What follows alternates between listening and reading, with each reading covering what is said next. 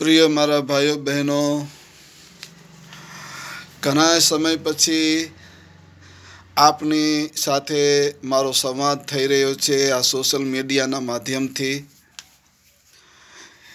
મારા મોબાઈલને ડિજિટલી જાણે આ કંપનીવાળાએ કેદ કરી લીધો હોય. 1 મહિનો સુધી મારો મોબાઈલ બંધ રહ્યો. બોલો, નેટની અંદર ડબલ પૈસા, 350ની બદલે 700 રૂપિયા હોવા છતાંય આ મોદીના અંધભક્તો આ મોબાઈલ કંપનીઓની અંદર પણ છે. બોલો, એટલે હું સંભલની જામા મસ્જિદ વિશે કાંઈ મારા વિચારો વ્યક્ત ન કરી શકું. અજમેર શરીફ વિશે મારા વિચારો વ્યક્ત ન કરી શકું. અને આજે વાણી સ્વતંત્રતા આપેલી છે તેના વિશે હું કાંઈ બોલી ન શકું. એટલે જોરદાર આ મોબાઈલ કંપનીઓમાં પણ આ મોદીના અંધભક્તો હોય. મારું નેટવર્ક 1 મહિના સુધી ખોરવી નાખ્યું. બોલો, એટલે હવે મારી ઇન્સ્ટાગ્રામ ચાલુ થઈ ગઈ છે, ફેસબુક ચાલુ થઈ ગઈ છે, મારી જીજેએસપી ચેનલ પણ ચાલુ થઈ ગઈ છે. મારા પ્રિય મારા ભાઈ બહેનો, આપણા ભારત દેશનો મોટો ગંડુ રાજા, બહુ મોટો ગંદુ રાજા, અને પોતાની હિટલર શાહી થકી, પોતાની સરમુખત્યાર શાહી થકી જે આખા દેશની અંદર અંધાધૂંધી અરાજકતા, નફરતનું વાતાવરણ ગરમ કર્યું છે આ તાનાશાહે, તે ખૂબ જ ગંભીર બાબત છે. મારા ભાઈઓ બહેનો, મહારાષ્ટ્રની અંદર જ્યાં બીજેપીને 4 સીટો નહોતી આવતી, એની બદલે બધી સીટો લઈ લીધી. બોલો, 4 થી 5 સીટો નહોતી આવતી, એની બદલે બધી સીટો ઉપર એને કબજો કરી લીધો. કેમ કે મહારાષ્ટ્ર આપણા દેશનું આર્થિક પાટનગર કહેવાય, અને મોટા મોટા ધુરંધરો બધા સેલિબ્રિટીઓ મહારાષ્ટ્રમાં રહેતા હોય, અને એમની પાસેથી દર વર્ષે કરોડો રૂપિયાનું ચૂંટણી ફંડ મળતું હોય. એટલે ત્યાં જો બીજેપી હારી જાય અને બીજી પાર્ટીઓ જીતી જાય તો આ બધો પૈસો આ બીજી પાર્ટીઓ લઈ જાય અને બીજેપી હાથ ઘસતું રહી જાય. એટલે એને આ પોસાય નહીં. એટલે ત્યાં પણ પાપ કર્યા ઈવીએમ મશીન થકી. અને ઈવીએમ મશીન છે ને, ઈવીએમ મશીનના જે ચૂંટણી પંચના મેન કરતા ધરતા હોય એ જ મોદીના ચમચા છે. આ બધા ગંડુ રાજાના એમના હાથા બનેલા છે.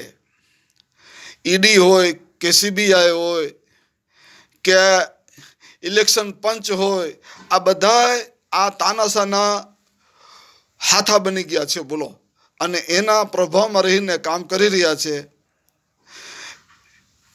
અને ન કરવાના પાપ કરીને ઈવીએમ મશીનની અંદર એવા મોટા ઘોટાળા કર્યા કે બધા જ મતો ભાજપની ઝોલીમાં ચાલ્યા ગયા, અને તાત્કાલિક ડિક્લેર થઈ ગયું કે જંગી બહુમતીએ મહારાષ્ટ્રની ચૂંટણી ભાજપે જીતી લીધી. બોલો, બહુ મોટું પાપ થઈ ગયું. એના વિશે તો મારે જો બોલવા જાવ તો ઘણો વિડીયો લાંબો થઈ જાય. એટલે આ ગંડુ રાજા મોટું પાપ કર્યું છે ઈવીએમ મશીન થકી જ, એ તો દેખાઈ ગયું. ઝારખંડની અંદર પાપ થઈ શકે તેમ નથી. કેમ કે ઝારખંડની અંદર ઓલો છે ને શિબુ સોરેન, એ બહુ ખેલાડી છે મોટો. એટલે એને અહીંયા ઈવીએમ મશીનના ગોટાળા થવા ન દીધા અને બૂથ કેપ્ચરિંગ થવા ન દીધું. એટલે એ ઝારખંડની ચૂંટણી ભાજપ ત્યાં ફાવ્યું નહીં, નકર ત્યાંય પણ પોતાના ખેલ કરે. મારા ભાઈઓ બહેનો, એ પહેલાં પણ બહરાઈચની અંદર જે કોમી દંગા થયા એના વિશે પણ મેં મારા વિચારો વ્યક્ત કરેલા જ. એવી જ રીતે સંભલની જુમા મસ્જિદની અંદર આ લોકોએ દાવો ઠોકી દીધો, બોલો કે ત્યાં અમારા શિવ ભગવાન છે. આ ગંડુ રાજા એટલું બધું નફરતનું વાતાવરણ ગરમ કરી નાખ્યું છે કે સાવ મનગળત વાહિયાત વાતો પોતાની ગુંડાગર્દીથી મનાવીને જ રહી છે. બોલો, એમ કહી દઈએ કે આ ઘરની અંદર ભગવાનનું મંદિર છે એટલે માનવું જ પડે, કેમ કે એની પાસે ગુંડાઓનું આખું જૂથ છે. એક મોટું આતંકવાદી જૂથ હોય ને એવું આ બજરંગ દળ, વિશ્વ હિન્દુ પરિષદ અને RSS જેવું એક મોટું નફરતી જૂથ એ લોકો પાસે છે.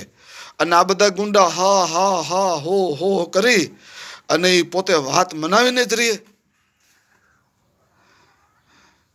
પરંતુ સુપ્રીમ કોર્ટના ચીફ જસ્ટિસ કહી દીધું કે ભાઈ બસ હવે ઘણું થઈ ગયું. તમે સંભલની જામા મસ્જિદનું તમે ત્યાં શિવ ભગવાન કહો છો છે, તમે અજમેર શરીફ ઉપર પણ તમે હાથ મૂકી દીધો તમારો નાપાક, કે ત્યાં અજમેર શરીફની અંદર પણ અમારા ભગવાન છે.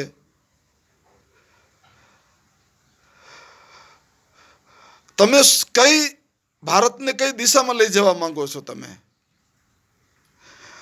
તમારું આખું RSS ઊંધું વળી જાય ને, એક વાર ને 100 વાર પેદા થાય ને 100 વાર જન્મ લે ને આ તમારું ગુંડા તત્વ RSS, તોય અજમેર શરીફ ની આંગળી ન અડાડી શકે. અજમેર શરીફને તમે બરીને ભસ્મ થઈ જાઓ.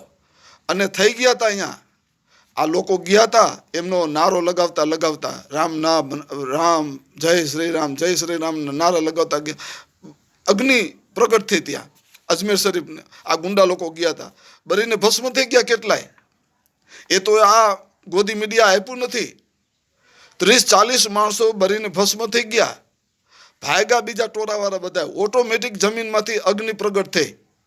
અજમેર શરીફમાં ગયા હતા ગુંડા લોકો, 30-35 જણા બરીને ભસ્મ થઈ ગયા અને બીજા બધા ભાગ્યા. ખ્વાજા ગરીબે નવાજ ચમત્કારી સંત પુરુષ છે, આજે પણ જીવતા જાગતા છે. અને તમે જોજો અજમેર શરીફની અંદર 100 માણસો ઊભા હોય ને, પગે લાગવા ગયા હોય ને, 100 માણસો દર્શન કરવા ગયા હોય ને, તો એમાં 10 જ મુસલમાન હોય, 90 હિન્દુ લોકો હોય છે. અજમેર શરીફને સંત ઓલિયા, ભારતના મોટા સંત ઓલિયા તરીકે હિન્દુ લોકો પણ માને છે, એમની પૂજા કરે છે, એમની બાધા રાખે છે, માનતા રાખે છે. અને ભારત દેશના કોઈ પણ વડાપ્રધાન હોય ત્યાં જઈને પોતાનું માથું ટેકવે છે. આ ગંડુ રાજાએ પણ ત્યાં એક વાર ને અનેક વાર માથું ટેકી આવ્યો છે આ ગંડુ રાજાએ. શું? પરંતુ છે ને આ ગંડુ રાજાને નફરતનું વાતાવરણ ગરમ રાખીને પોતાની ખુરશી ગરમ બચાવી રાખવાની છે. કેમ કે આ ગંડુ રાજા ઉપર એટલા મોટા અપરાધો નોંધાયેલા છે કે એ ઉતરે ખુરશી ઉપરથી તો એને ફાંસીની સજા સિવાય બીજી કોઈ સજા થવાની જ નથી. આ ગંડુ રાજા અને ગંડુ રાજાના જે બધા મરતિયાઓ છે ને એ બધાને ફાંસીની સજા આવે એમ છે. એટલે આ ગંડુ રાજાને ગાદીનો મોહ નથી. આપણને એમ થાય કે આ ગંડુ રાજા 80 વર્ષનો થવા આવ્યો હવે છતાંય ગાદીનો મોહ કેમ નથી એનો ઓછો થતો? એને ગાદીનો જરાય મોહ નથી. એ તો ગાદી મૂકી દેવા માંગે છે, પણ એને ખબર છે કે ગાદી ઉપર જ્યાં સુધી ખુરશી ઉપર બેઠો છું ત્યાં જ સુધી હું જીવતો છું. જેવો ખુરશી ઉપરથી ઉતરો એવું મારું મોત નક્કી છે. અને ભયંકર રીતે એની ઉપર ખટલા ચાલવાના છે અને ભયંકર રીતે એને ફાંસીની સજા થવાની છે. આ ગંડુ રાજા અને આ જેને આપણે એના જે મરતિયા છે ને બધાને, એમાં બધા CBIના, EDના અને આ ઇલેક્શન પંચના બધા જે મોટા મોટા અધિકારીઓ છે અને બીજા અનેક પોલીસ અધિકારીઓ છે મોટા મોટા, અને બીજા અનેક નેતાઓ છે, આ બધા એની સાથે પાપની અંદર બધા સામેલ છે ને, એ બધા એને કાયદાની ઝપટમાં લઈ લેવાના છે. કાયદો લઈ લેશે. આપણે નહીં. એટલે આ લોકો છે ને પોતાની ખુરશી મૂકવા એમ નથી માંગતા કે જ્યાં સુધી આપણે ખુરશી ઉપર છીએ ત્યાં સુધી જ આપણે સલામત છીએ.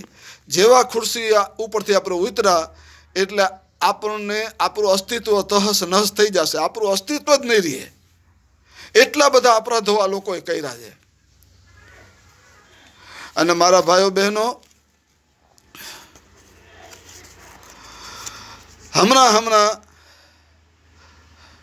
અમિતભાઈ શાહ છે, જેને આપણે ચાણક્ય કહી છીએ, એ મોટા અપરાધી જ છે.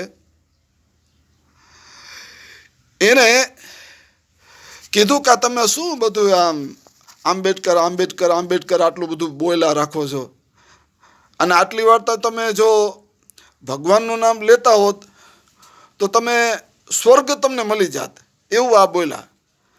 એટલે બધા જે સંવિધાનના વફાદાર લોકો છે, નાગરિકો છે, સાચા નાગરિકો છે ભારતના, એમને આ અમિતભાઈ શાહનું જે નિવેદન છે ને, એ નિવેદનની અંદર ચોખ્ખું બાબા આંબેડકર સાહેબનું અપમાન દેખાઈ આવે છે.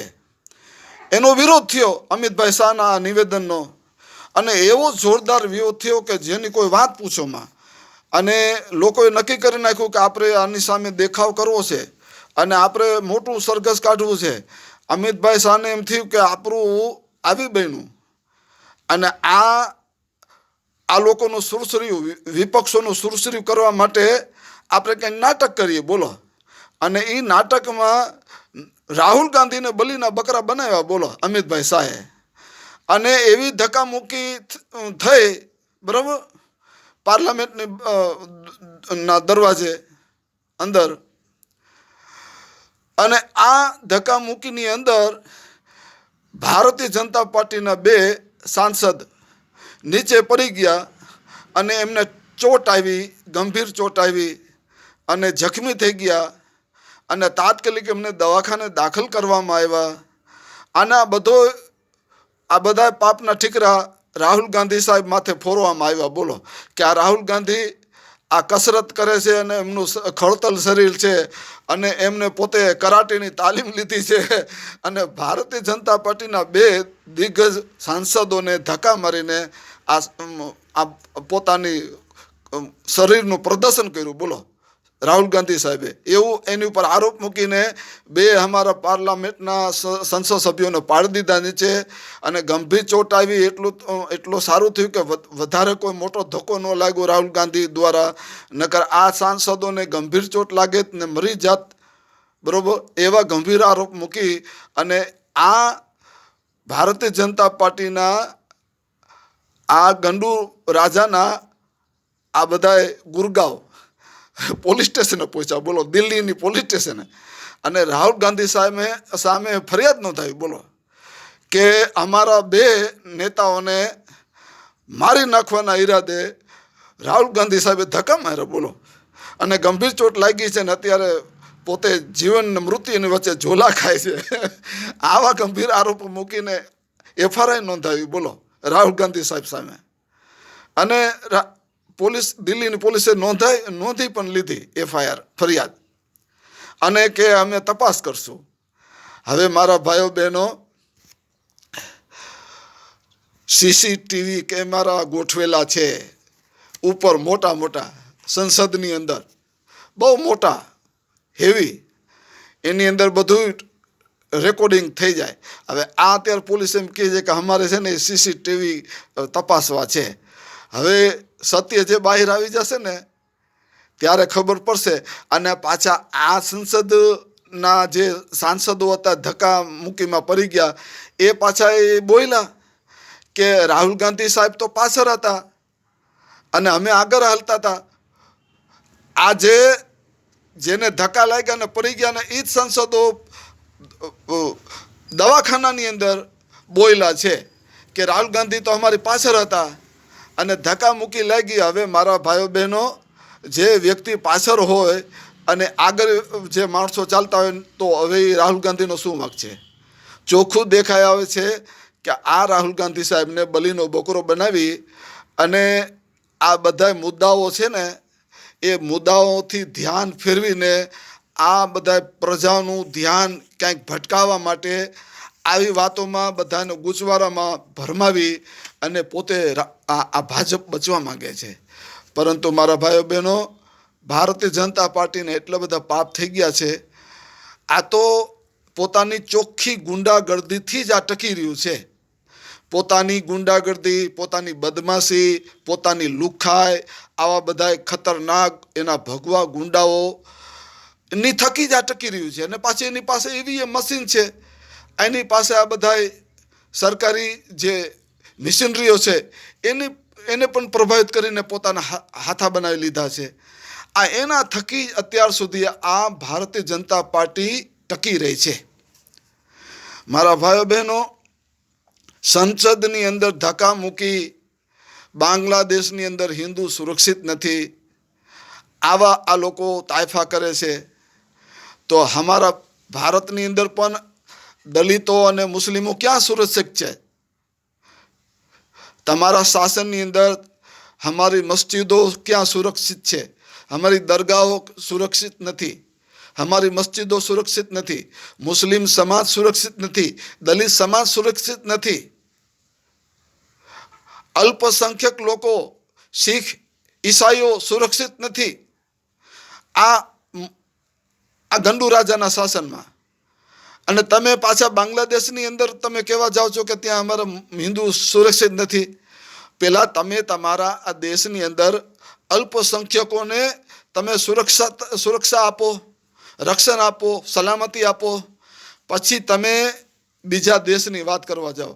ગાંધી બાપુ પાસે એક બેન આવ્યા હતા કે ગાંધી બાપુ, મારો છોકરો ગોળ ખાય છે, ગોળ ખાય છે ને ગોળ ખાવાથી મારા બાળકના દાંત ખરાબ થાય છે, એટલે તમે ગાંધી બાપુ છો, મોટા ઓલિયા જેવા છો, અને મારા બાળકને ખોરામાં બેસાડીને તમે કાંઈક એને આપો ને, કાંઈક સારી વિચારધારા, કે બેટા નસીહત આપો, શિખામણ આપો કે બેટા ગોળ ખાઈશમાં તું, તો તમારી વાત માની જશે, તમારા વાણીમાં સચ્ચાઈ છે. ગાંધી બાપુએ ત્યારે ગોળ ખાઈને જ બેઠા હતા. ગોળ ખાઈને જ બેઠા હતા. એટલે ગાંધી બાપુએ શું કીધું? બેટા તું દીકરી કાલ આવજે, તારા બાળકને કાલ લઈને આવજે, એટલે કાલ હું તારા બાળકને શીખામણ આપીશ, આજ નહીં. એટલે ગાંધી બાપુ એ છોકરી ગઈ ને પોતાના દીકરાને લઈને, બાળકને, ત્યારે ગાંધી બાપુએ પાણી હાથમાં લઈને પ્રતિજ્ઞા લીધી કે આજ પછી હું ક્યારેક ગોળ ખાઈશ નહીં. બરોબર? ગોળ ખાઈશ નહીં, ગોળ ન ખાવાની પ્રતિજ્ઞા લીધી. અને પછી બીજે દિવસે છોકરી બાઈ આવી પોતાનું બાળક લઈને, તો ગાંધી બાપુએ એ બાળકને ખોરામાં બેસાડીને શિખામણ આપી કે બેટા હવે ગોળ બંધ કરી દે, આજથી ગોળ ખાઈશ મેં, તારા દાંત ખરાબ થાય છે. એ બાળકે ગોળ ખાવાનું બંધ કર્યું. બોલો. તો એ બેન બોલ્યા કે બાપુ, આટલું જ જો તમારે શિખામણ આપવાની હતી તો હું કેટલા કિલોમીટર આગેથી હું હાલીને આવી હતી તમારી પાસે, તો મને તમે આ શા માટે બીજી વાર ધક્કો ખરાવીને મને પરેશાન કરી? શા માટે પહેલા જ ધક્કે મને તમે મારા બાળકને શિખામણ ન આપી? તો ગાંધી બાપુ બોલ્યા કે દીકરી, તું જ્યારે તારા બાળકને લઈને આવી હતી ને ત્યારે હું પોતે ગોળ ખાઈને બેઠો હતો, તો હું જ ગોળ ખાઈને બેઠો હોય તો હું ક્યાં શિખામણ આપી શકું? કયા મોઢે શિખામણ આપું? આ વાતથી હું કહેવા માંગુ છું કે તમે આ બધા ભોગવા ગુંડાઓ બાંગ્લાદેશના હિન્દુઓની વાત કરવા બેઠા છો, હલ્લો મચાવો છો કે બાંગ્લાદેશના હિન્દુઓને રક્ષણ આપો અને બાંગ્લાદેશના હિન્દુઓ પર ત્રાસ થઈ રહ્યો છે ને, તો પહેલાં તમારા ગંડુ રાજાને સમજાવો કે કરોડો મુસ્લિમો અને લાખો અલ્પસંખ્યકો ઉપર આ ત્રાસ ગુજારી રહ્યો છે તમારો ભગવો આ હિટલર. हमारा मुस्लिम समाजना धर्मનું રક્ષણ નથી કરતો, हमारा મુસ્લિમ ધર્મના અનુયાયીઓનું રક્ષણ નથી કરતો, અમારી ઉપર ત્રાસ ગુજારે છે, અમારી મસ્જિદોને લૂંટફાટ કરે છે, અમારા ધર્મની ઉપર લૂંટફાટ કરે છે, અમારા ઉપર મોબ લિંચિંગ કરે છે. આ તમારો ગંડુ રાજા, અને પેલા તમે સમજાવો અને એ તમે સુધરી જાઓ, પછી તમે બીજાને સુધારવા ચાલો. બાંગ્લાદેશને સુધારવા ચાલ્યા છો તમે, પહેલાં તમે પાપ બંધ કરો. જે પાપ તમે કરો છો ને એ પાપ તમે બંધ કરો, પછી આપણે બાંગ્લાદેશને સલાહ આપી શકીએ કે હે ભાઈ, અમે પાપ આવું નથી કરતા, તું આવું પાપ ન કર. અમે પણ અહીંયાના મુસલમાનો અલ્પસંખ્યકો ઉપર કોઈ જુલ્મ જબર નથી કરતા. એ બાંગ્લાદેશ શું પણ તું ત્યાંના હિન્દુ અલ્પસંખ્યકો પર જોરો જુલમ ન કર. એ આપણે પછી સલાહ આપી શકીએ. પહેલાં તમે પાપીઓ તમારા પાપને તો બંધ કરો, પછી બીજાને સલાહ દેવા ચાલો. મોટા ઉપારે તમે યુક્રેનના યુદ્ધ બંધ કરવા નીકળ્યા છો ને રશિયાને યુદ્ધ બંધ કરવા નીકળ્યા છો ને પહેલાં તમારે અંદર આ મણિપુરની અંદર ઘણા સમયથી 2 વર્ષ થવા એવા આગ લાગી છે. ત્યાં મણિપુરની અંદર દીકરીઓને નગ્ન કરીને ત્યાંના તમારા ભગવા ગુંડાઓ નિર્વસ્ત્ર કરીને મહિલાઓને બળાત્કાર કરે છે. અને આખા ભારત દેશની અંદર દીકરીઓની ઉપર બળાત્કાર થઈ રહ્યા છે. ડૉક્ટરો સલામત નથી, વકીલો સલામત નથી, પત્રકારો સલામત નથી, અલ્પસંખ્યકો સલામત નથી આ ગંડુ રાજાના શાસનમાં. અને તમે ભગવા ગુંડાઓ તમે બીજા દેશોને સલાહ દેવા નીકળ્યા છો. પહેલાં તમારા અંદર તમે જે કેટલા પાપોમાં તમે સંલિપ્ત છો એ પહેલાં તમે જુઓ, અને બીજાને તમે સુધારવા ચાલો છો. બીજાને શીખામાં સુફિયાની સલાહ દેવા તમે નીકળી પડ્યા છો. પ્રિય મારા ભાઈ બહેનો, આ લોકો આવું જ કરે છે. બોલો. અને જ્યાં જ્યાં ભારત દેશની અંદર ચૂંટણીઓ થશે ને એ ચૂંટણીઓની અંદર નાની નાની ચૂંટણીઓ છે ને એમાં આ તાનાશા છે ને બહુ ધ્યાન નહીં આપે. અને સામેથી ઇલેક્શન પંચને કહેશે કે ભલે આપણું ભાજપ હારતું હોય હારવા દો. એટલે એ લોકોને આપણે કહેવા થાય કે જો અમે અમારું ઇલેક્શન પંચ ખોટું હોય અને અમારા પ્રભાવમાં હોય તો અહીંયા અમે જીતી નહીં. એટલે ક્યાંક બરાબર આપણને હારતા તમારે બતાવવાના. બરાબર 80% ભાજપને 80-90% ભાજપને હારતા જીતતા બતાવવાના અને 10% છે ને ભાજપને ક્યાંક હારતા બતાવવાના. એટલે આપણો હાથો રહીએ કેવા થાય આપણે કે જો ભાઈ અમે અહીંયા હાર્યા છીએ, બરાબર, જમ્મુ કાશ્મીરની અંદર હારી ગયા, બરાબર, તો અમારે અહીંયા અમે ઈવીએમ મશીન અમારું હતું તો અમે જીતી ન જાય, ત્યાં અમે હારી ગયા. એટલે આ લોકો છે ને ક્યાંક 5-10% ક્યાંક હારતા બતાવવાનું ઇલેક્શન પંચને. એવું આ લોકોની મિલીભગત છે ઇલેક્શન પંચની આના ગંડુ રાજાની. બાકી મોટી મેન ચૂંટણી હોય પોતાની ગંડુ રાજાની લોકસભાની, એમાં તો આ બધા ગુરગાંવ આ તાનાશાને જીતતા બતાવે. અને જ્યાં 10-15 સીટો આખા ભારતની અંદર નહોતી આવવાની આ 2024માં, ત્યાં એને જો 400 સીટ આવી જાય તો આખા વિશ્વને શંકા થઈ જાય પાકી કે અમારા હારે ઈવીએમ મશીનને હેક કરી લીધું. પરંતુ આ 2024ની ચૂંટણીમાં ઇલેક્શન પંચે એવી રમત રમી નાખી કે બધા એને હસતા રાખવાના. બોલો, મોદી સાહેબે હસતા રહીએ, રાહુલ ગાંધી સાહેબે હસતા રહીએ, અખિલેશ યાદવ પણ હસતા રહીએ, અને લાલુ પ્રસાદ યાદવ હસતા રહીએ, અને બીજા બધા નાના મોટા બધા વિપક્ષો છે ને એ પણ હસતા રહીએ. બધાને થોડું આપવાનું, કોઈને હાવ પારી નહીં નાખવાના, કોઈને હાવ હરાવી નહીં નાખવાના. થોડા એમનું પ્રદર્શન સારું દેખાય એવું કરવાનું. એવી આ ઇલેક્શન પંચે રમત કરી અને હાવ હારી જવાનું હતું ભાજપ. એટલે ઇલેક્શન પંચે કીધું કે હાવ આપણે હારીએ છીએ, આખી પ્રજા આપણેથી ત્રાહી આમ પોકારી છે, તો હવે શું કરશું? તો હાવ આપણે હારી જશું તો આપણને બધાને આપણે ફાંસી જરૂર પડશે. તો કે એક કામ કરો, આપણે જ્યારે હારતા બચી ગયા ને એવું આપણે બતાવવાનું છે. 400 નહીં ને હારી 300 નહીં અને 340 નહીં અને 240 રાખીએ. બરાબર, 272નો ટાર્ગેટ બહુ સરકાર જે બનાવી કે 272 હોય એ સરકાર બનાવે તો આપણે 240નું રાખ્યો. એટલે આપણે છે ને હારતા બચ્યા અને 240 રાખીએ એટલે કોઈને વેમે ન પડે. અને બાકી પછી જે ઘટતી હશે સીટો એ આપણે વિપક્ષોને ને તેને બધાને ફોડી નાખશું. અને પાછા આપણે ધારાસભ્યોને સંસદ સભ્યોને બધા આપણે વેચાતા લઈ છીએ. તો આ એમ કરીને આપણે કાંઈક ગોટાળા કરી અને આપણી સરકારને બચાવી લેશું. એટલે બધું રહી જાય, સામ દામ દંડ બધું કરી અને આપણી સરકારને બચાવી લેવાની છે. અને એ પાપ કર્યું એ લોકોએ, આવું જ કરે છે.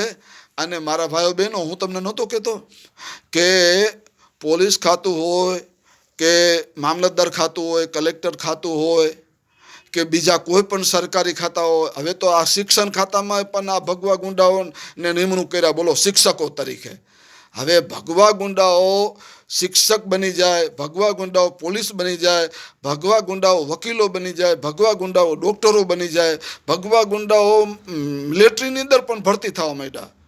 મિલિટરી ખાતું અત્યાર સુધી આપણું પવિત્ર હતું, પણ આ લોકોએ મિલિટરી ખાતાને પણ નાપાક કરી નાખ્યું, અપવિત્ર કરી નાખ્યું, અભરાવી દીધું. બોલો, ત્યાં મિલિટરી ખાતાની અંદર ભગવા ગુંડાઓને અંદર ઘાલી દીધા, બોલો, ભરતી કરી દીધા.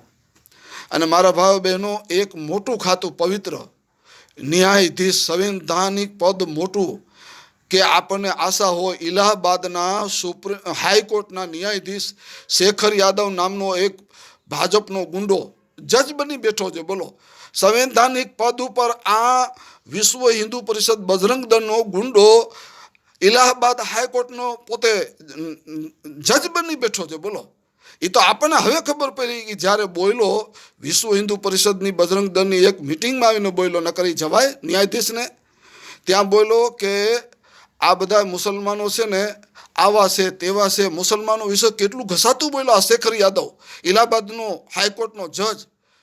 એટલે સાબિત થઈ ગયું કે આ જજ નથી, પણ આ વિશ્વ હિન્દુ પરિષદનો એક ગુંડો છે, આ બજરંગ દળનો ગુંડો છે, જજ નથી. આવા ભગવા ગુંડાઓ જજ જેવી ન્યાયાધીશ સંવૈધાનિક ખુરશી ઉપર જઈને આ ભગવા ગુંડા બેસી ગયા છે. બોલો, હવે આપણને એક વિચારો તો ખરા કે એને જેટલા વર્ષો સુધી આ જજ બનીને બેઠો છે એમાં એ મુસલમાનોના ન્યાય કેવી રીતે એને કર્યા હશે. એટલી બધી મુસલમાનોની ઉપર નફરત કરે છે, અને કે જેની કોઈ વાત નહીં. મને બોલતા પણ મારી જીભ નથી ઉપડતી. એટલા મુસલમાનો વિશે કટમુલ્લાઓ ને આ ને તેને, કેટલું મુસલમાનોને અહીંયા રહેવાનો અધિકાર નથી ને કેટલું બોલ્યો આ. અને પાછા એનો બચાવ કરે છે આ ભારતીય જનતા પાર્ટીને બધા સાંસદો એનો બચાવ કરે છે. બોલો, કે આ જજ બરોબર બોલ્યો છે. એટલે સાબિત થઈ ગયું કે આ ભગવા ગુંડાઓમાંથી એક ગુંડો છે આ શેખર યાદવ જજ. આ જજની ગાદી ઉપર એને એક સેકન્ડ, એક મિનિટ તો શું, એક સેકન્ડ બેસવાનો અધિકાર નથી, છતાંય બેઠો છે આ ગુંડાગર્દીથી, ચોખ્ખી ગુંડાગર્દી. અને આ ચીફ જસ્ટિસ જે સુપ્રીમ કોર્ટના છે એને પણ કહી દીધું છે આ લોકોએ કે ભાઈ હવે તમે 6 મહિના તમારી મુદત હતી સુપ્રીમ કોર્ટના ન્યાયાધીશ ઉપર, ચીફ ન્યાયાધીશ ઉપર બેસવાની, એમાં 2 મહિના તો ચાલ્યા ગયા છે. હવે 4 મહિના તમારે રિટાયર થવાના છે. 4 મહિના પછી તમે રિટાયર થશો તો અમારા ભારતીય જનતા પાર્ટીને, વિશ્વ હિન્દુ પરિષદને, બજરંગ દળ વિશે, RSS વિશે કાંઈ તમે ખોટા નિર્ણય લેશો અમારા વિરુદ્ધમાં, તો પછી તમારી ખેર નથી. તમારી આ માવા મલાઈ બધી છે ને એ અમે બંધ કરી દઈશું. એટલે આ ન્યાયાધીશોને સામ દામ દંડ અને ધાક ધમકી અને લાલચો, લોભ લાલચો, પ્રંપચો, બધી રીતે એમને ડરાવી ધમકાવીને ન્યાયાધીશોને પણ પ્રભાવમાં લઈને આવા કામ કરાવે છે. બોલો, એટલે સાબિત થઈ ગયું કે બીજા બધા સરકારી એજન્સીઓમાં આ ભગવા ગુંડાઓ જઈ બેઠા છે, પણ આ એક મોટી સંવૈધાનિક પદ, ન્યાયાધીશનું પદ, ત્યાંય પણ આ ભગવા ગુંડા જઈને ન્યાયાધીશ થઈને બેઠા છે. બોલો મારા ભાઈઓ બહેનો, હવે આપણે ન્યાયની અપેક્ષા કોની પાસે રાખવી? આખું ભારત દેશ આ ગુંડાઓના હાથમાં છે, અને અરાજકતા, નફરતનું વાતાવરણ ગરમ છે. વિશ્વ આખું જોઈ રહ્યું છે આ ગુંડા રાજ, અને આ ગંડુ રાજાની ગુંડારાજી બધી જોઈ રહ્યું છે. પરંતુ આ ગંડુ રાજાને હું એક જ કહેવા માંગુ છું કે મોટા તાનાશાના પરિણામ ભયંકર આવ્યા છે. તો એ ગંડુ રાજા, તમારું પણ ભયંકર પરિણામ આવવા જઈ રહ્યું છે. તમારું પરિણામ ભયંકર આવશે ને આવશે જ. ત્યારે આ તમારા ભગવા ગુંડા કોઈ તમને બચાવવા નહીં આવે. ગંડુ રાજા, યાદ રાખજો મારી વાત. હું ગુજરાત જનતા સમર્થન પાર્ટીનો પ્રેસિડેન્ટ ગુલામ હુસૈન ઉમરભાઈ બલોચ મકરાણી. જય હિન્દ, જય ભારત, જય સંવિધાનિક, જય સંવિધાન, જય સંવિધાન.